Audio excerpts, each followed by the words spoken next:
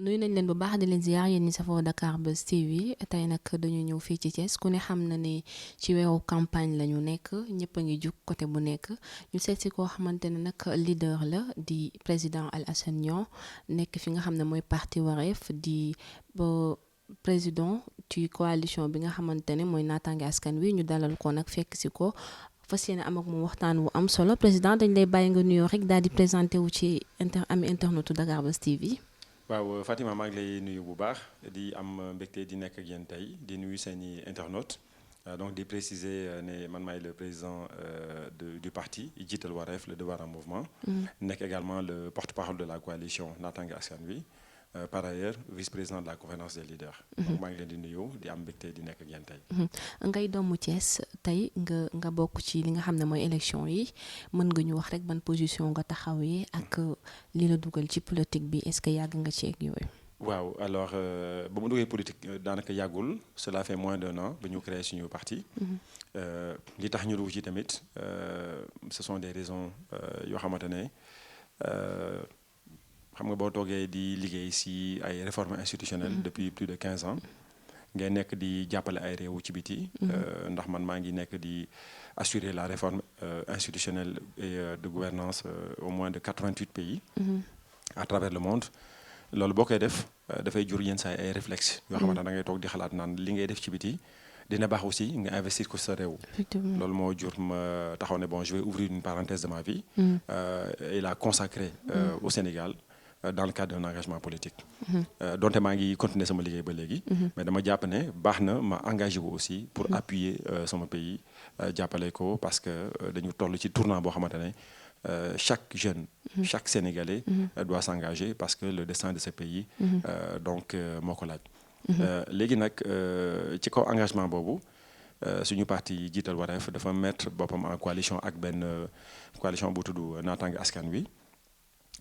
ñu nekk di liggéey ak ñoom man personnellement nekkuma ci liste yi mais jiital Wareef dafa investir ay jeunes thiessois ñoo xamante ne ils sont déjà utiles à la communauté nekk Croix-Rouge nekk hôpital régional nekk ingénieur donc on a fait le choix donc de la jeunesse on a fait également le choix de personnes yoo xamante ne qui sont déjà sur le terrain di jàppale askan bi on a également réussi à mettre sur les listes une trentaine de personnes ci mooy liste nationale yi donc daal ñu nekk nag di def benn liggéey bu am solo que ce soit à Thiès mais également que ce soit sur le territoire national. comme ni nga ko waxee bu ñu jàllee ci engagement yi xam nañ ni politique moom mooy loolu tey da nga gis ni Thiès doxul wala genre am na yeneen mbir yoo bëgg mu juddoo fii ci Thiès ndax dëkk bu rëy la moo tax ngeen taxaw en tant que ay jeunes rek créer parti bi pour doxal li nga xamante ne mooy développement wu Thiès. waaw non ñun suñu engagement dafay développer ça va au-delà de Thiès. parce que xam maa ngi doon wax ne man je m'occupe des réformes institutionnelles et des réformes de gouvernance de plus de 88 pays à travers le monde. moo xam Asie la moo xam en Afrique moo xam dans le Pacifique moo xam dans les Caraïbes donc taxawaay boobu boo ko amee sa vision mënul lalu ci kaw benn gox. Thiès il est vrai que mi ngi toll ci situation boo xamante ne waroon na weesu lii ndax Thiès est un bassin minier. mënoon nañu def en sorte que Thiès doon la capitale de l'industrie du Sénégal. donc mais politique publique yi nga xamante ne moom la ñu am si réew mi moo tax am na gox yu bëri yoo xamante ne développé wuñu donc li may wax Thiès c'est valable aussi pour par exemple la région du Bawol. c'est valable pour le Sine Saloum. c'est valable pour le sud du Sénégal.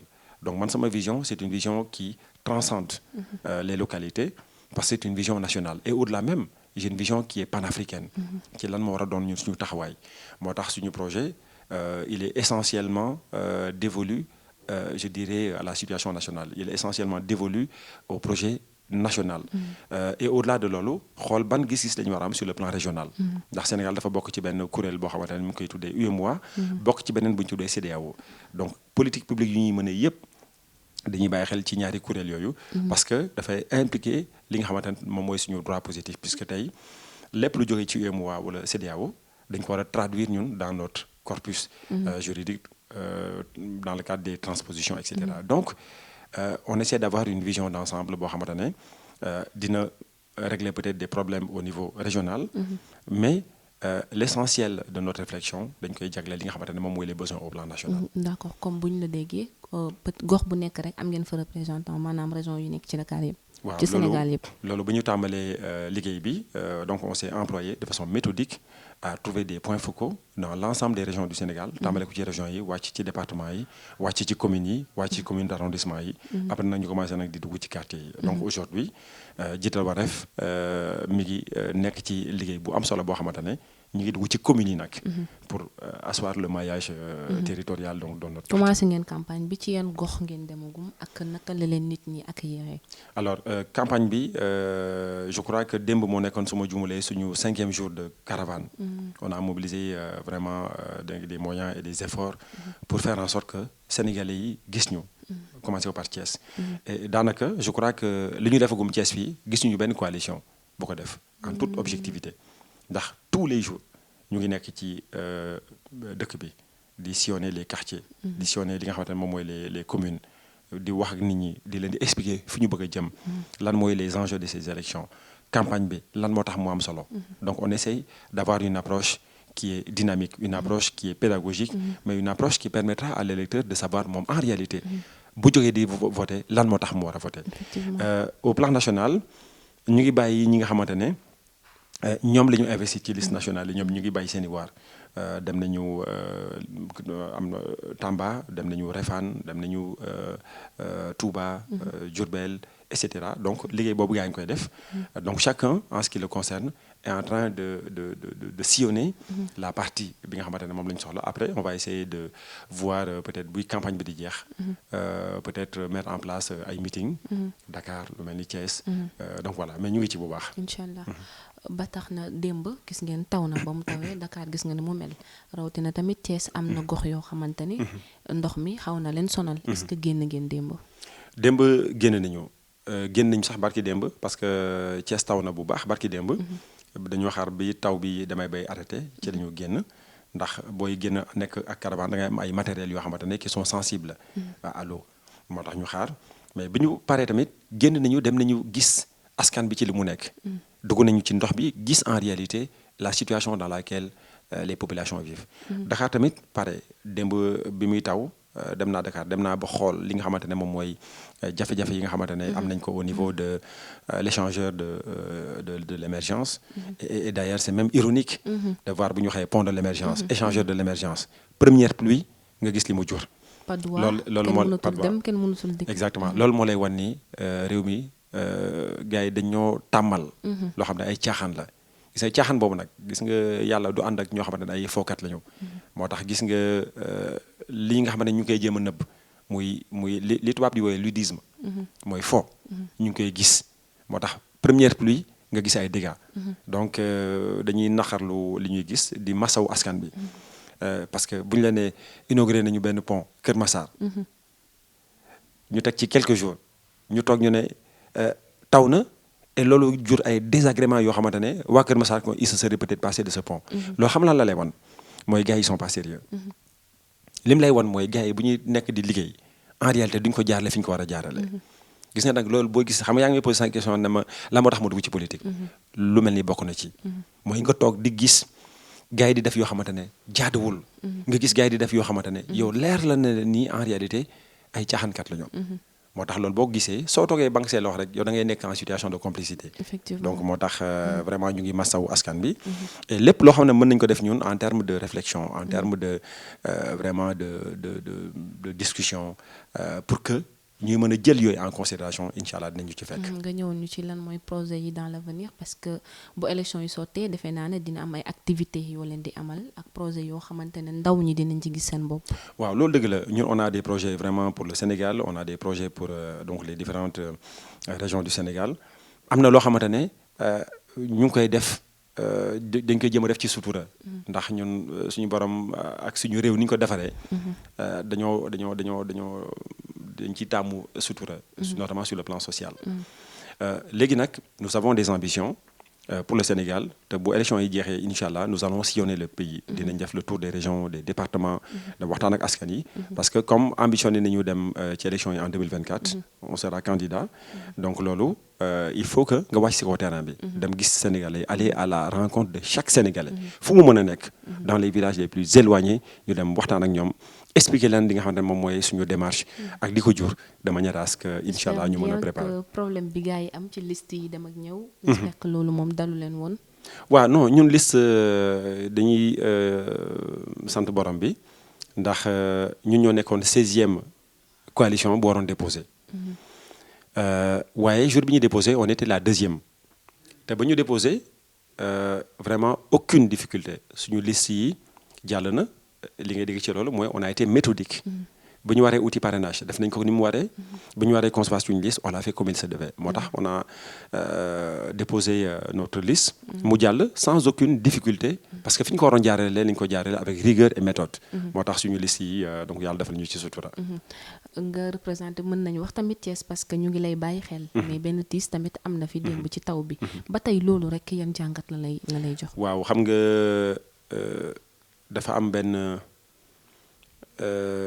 bis ma lire benn document ñuy wax ni boo jëlee benn rôle nga jox ko nit mu koy assumer fekk mënu ko noo def mu jur ay conséquences xam nga tey situation réew bi moo doy waar ba tax na ñi war a tabax kër duñ leen tàggat ki war a doon plombier duñ ko jox formation ki war a doon maçon ki war a doon menuisier c'est-à-dire que réew mi du jël lenn à l'endroit def ko c'est-à-dire que presque tout marche à l'envers dans ce pays xam nga li ñuy wax le pays marche sur la tête il faut ñu jàngat loolu parce que gis nga Fatoumata xam nga boo jëlee lu toll ni juma nga xam ne ay taalibe ñoo fay dem ay doomu aadama ñoo fay dem dafa julli dafa jaamu suñu borom dafa jàng alxuraan kon foofu bu ñu koy tabax dañ ko war a def avec rigueur kan moo tabax loolu ba minaret bi daanu gis nga de la même manière ki tabax loolu am na loo xamante ne bàyyi na ko tegu ci xalaatam gis nga de la même manière pont de l'émergence bi nga xamante ne première pluie moo ñëw c'est les mêmes causes les mêmes causes produisent les mêmes effets moo tax il est important que quel que soit liggéey bi nga xamante ne Sénégal war na ko def nañu teg nit yi fi nga xamante ne am nañu ay compétences ku ñu mën a dénk leen na ko def avec rigueur et ñun dafa mel ni duñ jàngat xoolal ce qui s'est passé keroog Tivaouane avec l'hôpital bi nga xamante ne ay liir ñàkk nañ fa seen bakkan dafa mel ni ñun duñ jàng xoolal li arrivé au Sénégal avec le bateau Joola il est temps que Sénégalais yi toog delloo si seen i xel mais au-delà de ça dirigeants yi tamit il est temps que ñu am benn autocritique bi ñu def seen bopp xam ne nekkaluñu fi seen i bopp ils sont là pour l'intérêt du peuple jouissance personnelle bi il faut mu arrêter nit yi bañ a foog ni ñoom bu ñu nekkee fii c'est parce que seeni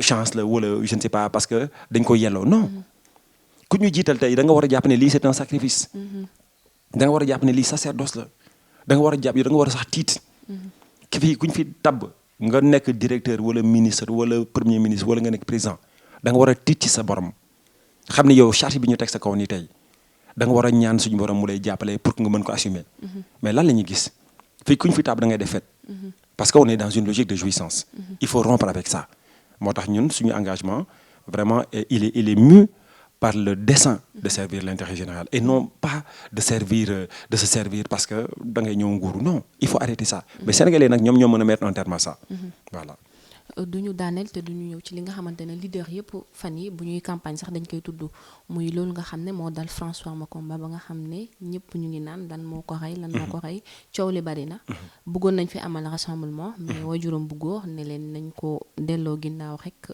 ba ci kanam ba mu gën a xool ñaanal doomam waaw li daal suñu compatriote boobu muy François loolu kenn mënu ko rafetlu ndax dafa am benn boroom xam-xam bu ne une injustice faite à un est une menace à tous xam nga soo demee ba état teg la loxo nga xam ne yaa ngi nekk dans les liens de la détention kon c'est-à-dire que yow état bi léegi moom moo am responsabilité totale ci li la daal te moom fi mu dugg moom mooy le premier lien de la détention moom mooy lan mooy police wala gendarmerie chaîne boobu maillon bi nga xamante ne moo koy jeexal moom mooy le maillon de l'administration pénitentiaire. Donc bu ñu demee ba mu dugg te bii mooy la deuxième fois wala la troisième fois ci at bi nit dugg police gendarmerie far ñàkk bakkanam. On a vu le cas de Cheikh Niass. léegi li nga xamante ne moom moo am c'est deux choses parce que procureur bi nee na am nañu benn vidéo boo xam ne dañoo gis waa ji di mbëkk mur bi. su nekkee loolu am na bu nekkee loolu dëgg la. kon l'État est responsable xam nga lu tax parce que dafa am benn principe moom mooy lan mooy non assistance à personne en danger. yow bu nekkee gis nga ni nit ki mi ngi nekk di mbëkk boppam di xaru. da nga am obligation téye ko ci loolu. donc loolu su nekkee état bi defu ko. kon ça veut dire que l'État est responsable. leneen li nag mooy bu nekkee nag nekkul ci li nga xamante ne moom mooy suicide. si c'est l'État par la faute de qui. mu ñàkk bakkanam. kon loolu tamit il faut tirer le clair de tout ceci. mais dans tous les cas li nga xamante ne moom moo am kenn mënu ko rafetlu. parce que nit boo duggee ci police wala nga dugg gendarmerie pour ñu leen enquête la personne elle est présumée innocente. jusqu'à preuve du contraire jusqu'à ce qu'un jugement soit établi.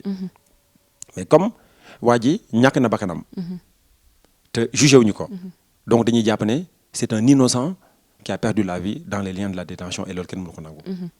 lan rek ngay tàggatoo ak ami internet Dakar Buzz TV ak ñi nga xamante ne ñoo la soog di la bàyyi xel ci lan lañ la mën a xaar. waaw li may wax bon à part di la gërëm ci vraiment occasion bi nga xamante ne may ngeen ma ko ñu mën a échanger. di gërëm sa collègue bi. maa ngi gërëm vraiment l'ensemble des internautes yi nga xam ne ñu ngi leen di topp. di nuyu tous les Sénégalais di leen wax ni ñu ngi jëm ci le 31 juillet 2022. élection boo xamante ne day marquer un tournant historique. Il y a un tournant historique que le Sénégal ne doit pas rater. virage bi moom bu ko kenn rater. li may wax mooy faites le choix de l'opposition. Naataange askan bi mi ngi nekk une coalition boo xamante ne qui a réfléchi de façon méthodique. un programme boo xamante ne qui a été bâti sur deux piliers. benn pilier boo xamante ne dafay gérer li nga xamante ne moom mooy lépp luy anomalie institutionnelle. beneen pilier bi day gérer lépp loo xamante ne gouvernance la. moo xam sur le plan économique social sanitaire et cetera. ñu ngi leen di woo ngeen votel la coalition de Naataange askan wi et donner à l'opposition la majorité de manière à faire en sorte que gouvernement bi nga xam ne moo fi nekk nga xamante ne bu nekkee lajjite la ñëpp gis nañu ni ñu lajjee. politique publique yi nga xamante ne moom la Sénégalais soxla pour aller de l'avant ñëpp gis nañ ni c'est un échec. je crois que inondation bi nga xamante ne gis nañ ko fii avec la première pluie.